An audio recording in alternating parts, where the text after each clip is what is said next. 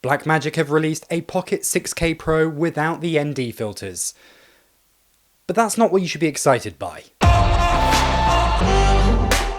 Out of nowhere, Blackmagic have announced a brand new camera. Or is it really that brand new? I mean, it's just basically a Pocket 6K Pro without the ND filters, and that is exactly what they've gone and done. So they've got rid of their Pocket 6K that they had before. That was basically a Pocket 4K body with the 6K sensor chucked inside. And now we've got a Pocket 6K Pro with just out the ND filters.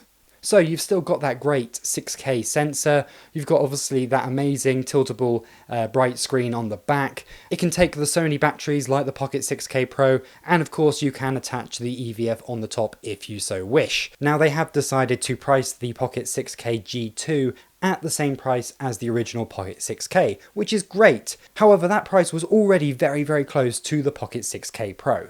And after all, if it's only ND filters, that kind of makes sense, but why wouldn't you just go for the Pro version? Yes, you could argue some people just don't need those ND filters, maybe they're shooting everything inside, or maybe perhaps they'd rather use much more expensive ND filters with much better quality in a matte box on the front of their camera, which I totally understand and understand your viewpoint from that. However, if you're going down that route, it's such a small price difference, I would say why not you just go for the 6K Pro?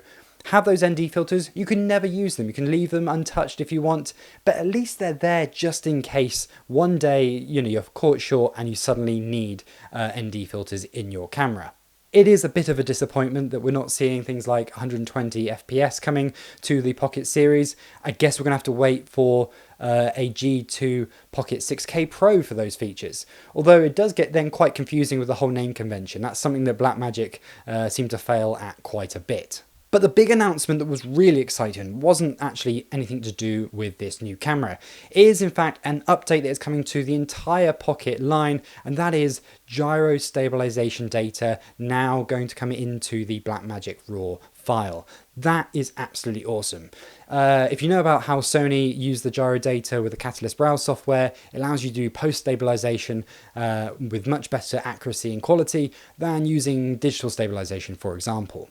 It won't work in every scenario, and I'll definitely be doing plenty of tests on this channel to see where it does and doesn't work. However, it's brilliant they are adding it. And the big pro with obviously Blackmagic is, of course, it's built into DaVinci Resolve. So rather than having to use a separate software to do your stabilization like you do with the Sonys, this will just be on your editing timeline as you normally would. This is a feature these Pocket cameras have really needed. These are awesome cameras, however, because of their small size, stabilizing is a real pain when trying to do handheld work. If the software can do a great job, which I'm sure it can, this could be a lot better than built-in stabilization on a camera sensor. And after that update, well, the only other thing we need from Blackmagic is maybe really good autofocus. Thank you very much for watching. Please like and subscribe if you enjoyed this video, and I'll see you next time. Goodbye.